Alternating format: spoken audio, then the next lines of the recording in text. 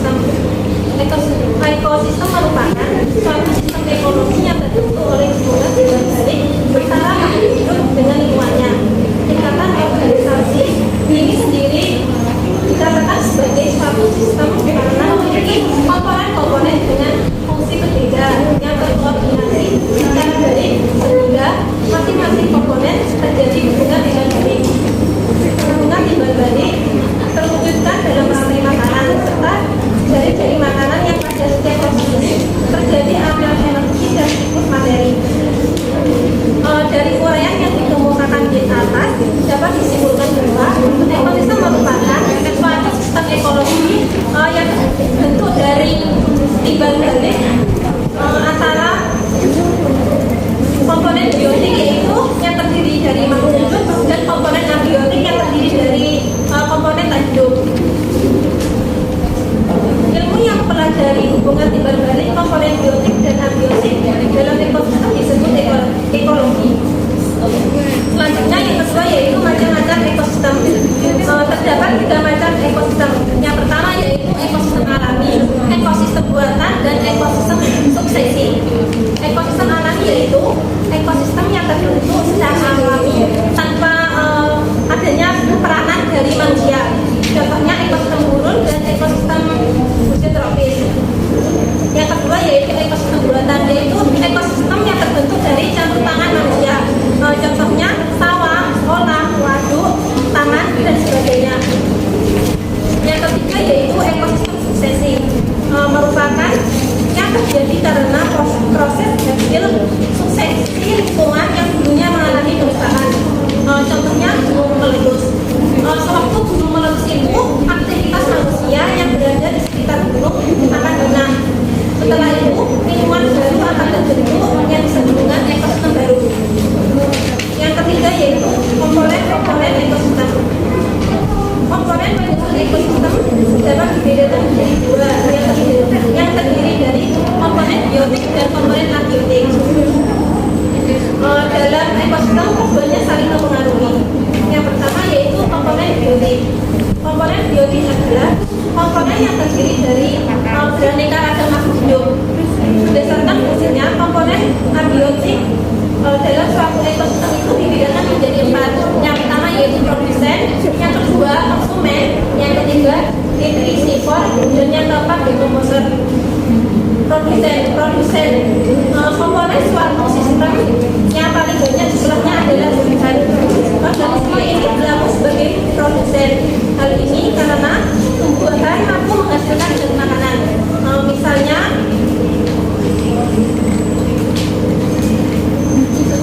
makanan yang dihasilkan tumbuhan juga digunakan oleh organisme lain karena produsen mampu membuat makanan sendiri atau yang disebut dengan autotrof. Contohnya tumbuhan hijau. Yang kedua konsumen. Suatu organisme dinamakan konsumen jika merupakan pemakai zat makanan yang dibuat oleh produsen. Hal ini dikarenakan tidak dapat membuat makanan sendiri atau selalu bergantung kepada makhluk hidup lain, maka konsumen ini bersifat heterotrof. Berdasarkan jenis makanannya, konsumen dapat dibedakan menjadi 4 jenis. Yang pertama yaitu konsumen herbivor. Sumber makanannya tumbuhan, contohnya rusa, kambing, dan belalang. Yang kedua karnivora dengan sumber makanan hewan, contohnya harimau, serigala, burung hantu. Yang ketiga omnivora dengan sumber makanan tumbuhan dan hewan, contohnya musang dan beberapa jenis tikus. Yang ketiga herbivor, sumber makanan detritus, contohnya cacing tanah. Berdasarkan urutan makanan konsumen dibedakan menjadi tingkat 1, tingkat 2, tingkat 3 yang bisa digambarkan dalam bentuk piramida makanan. Konsumen tingkat 1. Konsumen tingkat 1 itu makhluk hidup yang memakan tumbuhan, disebut juga dengan konsumen primer. Makhluk hidup yang memakan tumbuhan disebut herbivor. Yang kedua konsumen tingkat 2 yaitu konsumen sekunder, adalah makhluk hidup yang memakan herbivora tadi. Makhluk hidup yang memakan herbivora itu disebut dengan karnivor. Yang ketiga yaitu konsumen tingkat 3 atau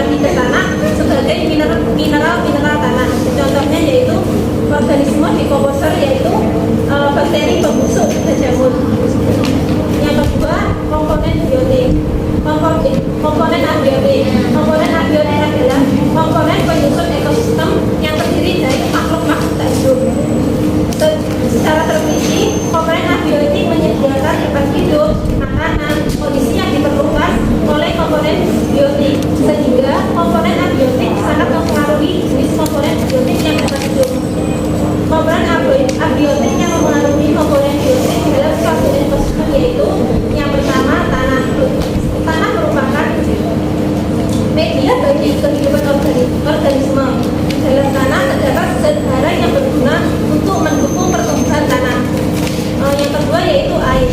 Air merupakan faktor abiotik yang sangat penting bagi kelangsungan hidup organisme.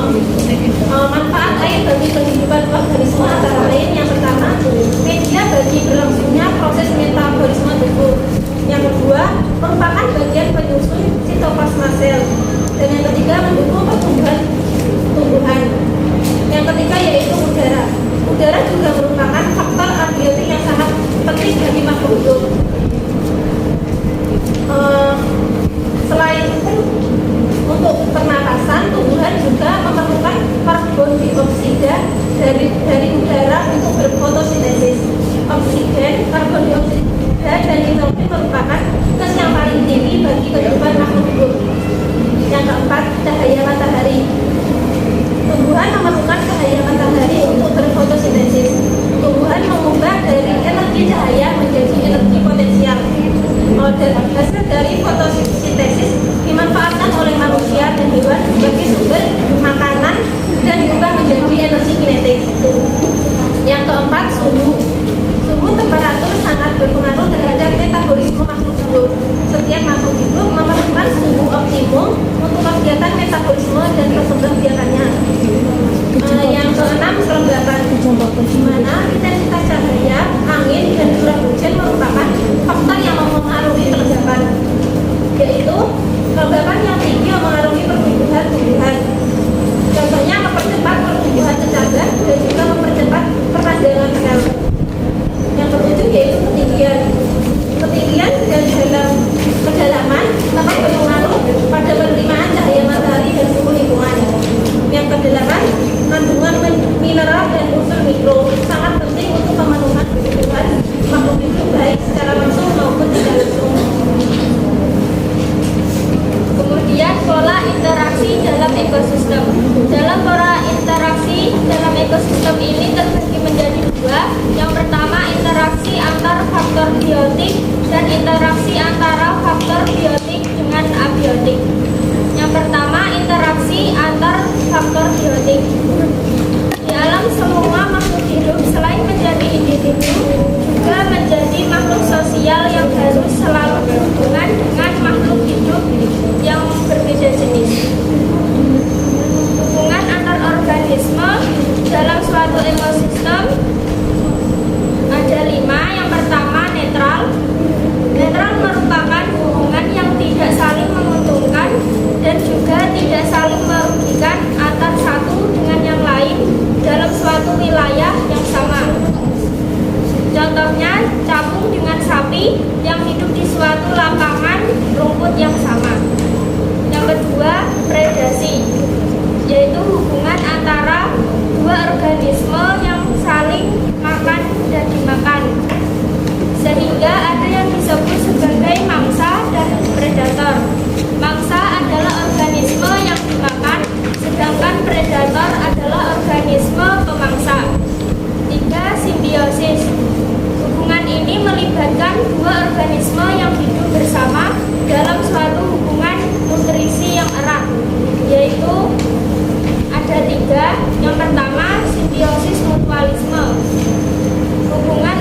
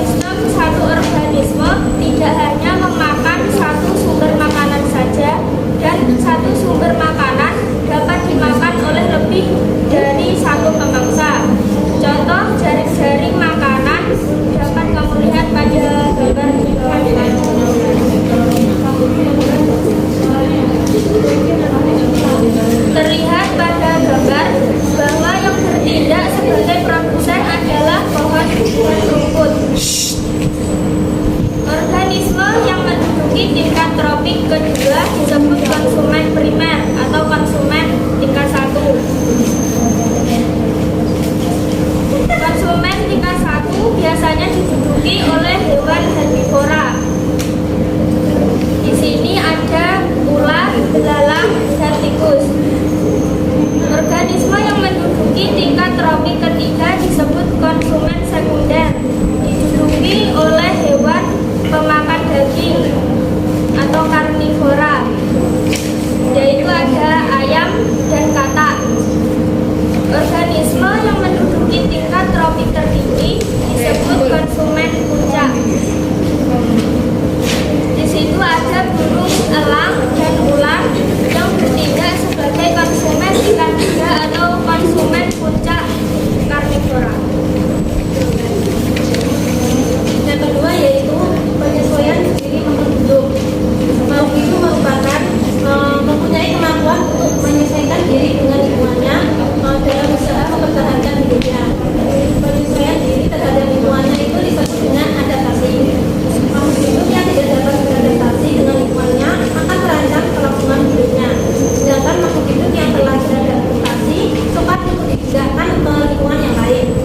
Tujuan makhluk hidup beradaptasi yaitu yang pertama mempermudah mencari makanan, yang kedua melindungi diri dari musuh, yang ketiga mempertahankan diri dari pengaruh perubahan lingkungan, misalnya seperti perubahan cuaca.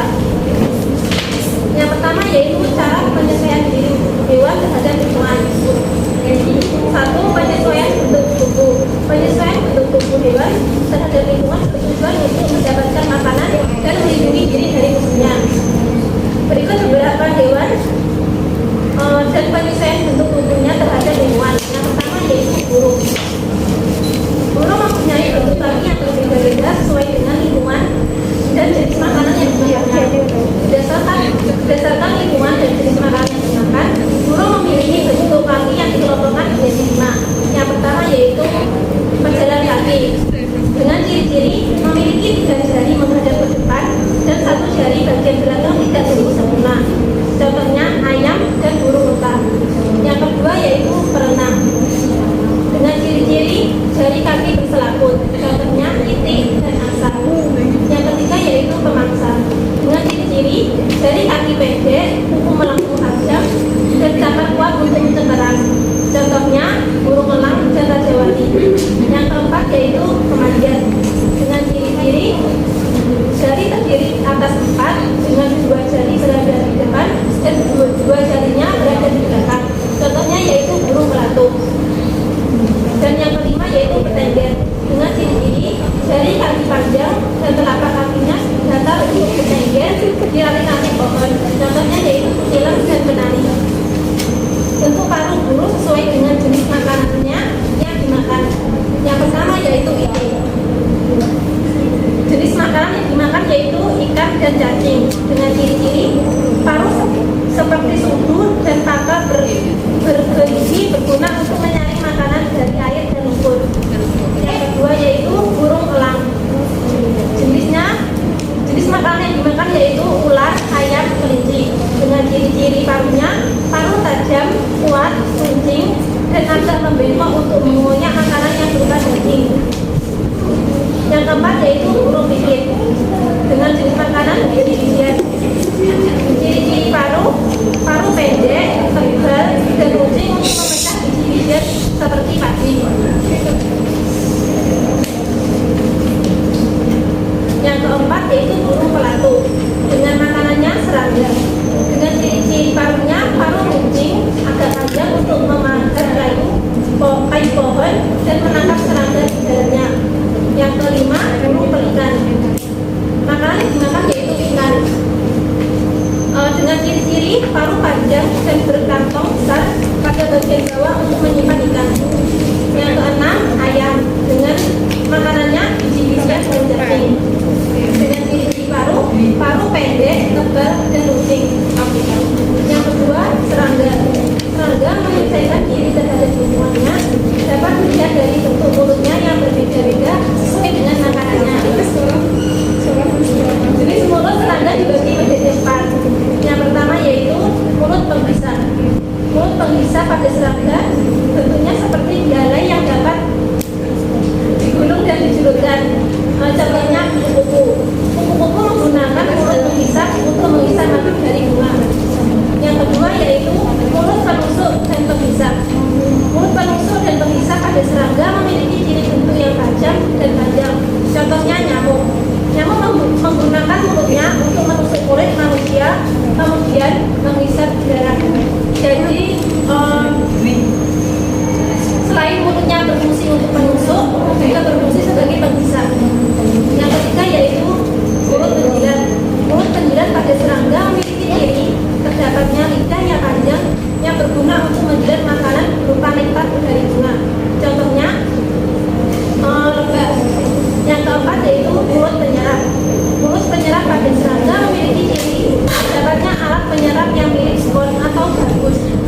Alat ini digunakan untuk menyerap makanan terutama yang berbentuk cair. Contohnya serangga yang memiliki mulut penyerap adalah lalat. Yang ketiga, unta. Unta penyesuaian bentuk. Unta adalah adanya tempat penyimpanan air di dalam tubuhnya dan memiliki punuk sebagai penyimpanan lemak yang nantinya dapat dipecah menjadi air dan makanan sehingga unta dapat bertahan hidup tanpa minum air dalam waktu yang lama. Yang kedua, penyesuaian tingkah laku terhadap lingkungan. Hewan-hewan ada yang menyesuaikan diri terhadap lingkungan dengan cara mengubah tingkah lakunya. Cara ini digunakan ketika sedang mencari makanan dan melindungi diri dari musuh atau pemangsa. Yang pertama ada hewan bunglon. Ketika hewan bunglon itu menempel pada pohon yang berwarna coklat, maka kulitnya akan berubah warna menjadi coklat. Nah, perubahan warna kulit pada bunglon ini disebut dengan mimikri. Kemudian cumi-cumi. Cumi-cumi melindungi diri dari musuhnya dengan cara menyemburkan cairan berupa tinta hitam ke dalam air. Nah, cairan tersebut akan membuat musuh tidak melihatnya dan ia dapat berenang dengan cepat untuk menghindari musuhnya. Yang ketiga, kalajengking. Kalajengking melindungi dirinya dari musuh dengan menggunakan sengatannya. Dalam sengatan ini mengandung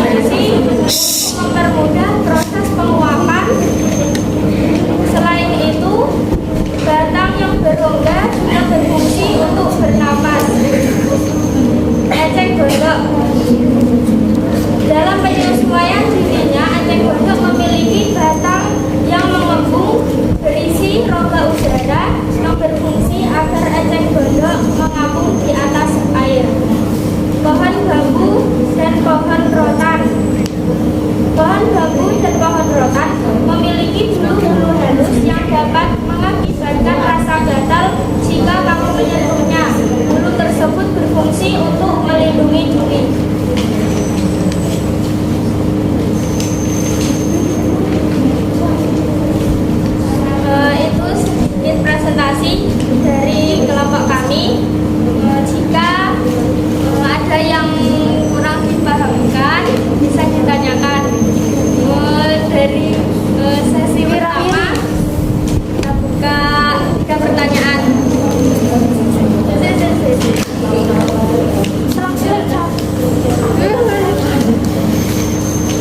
Aduh. Satu, dua, tiga. Ya.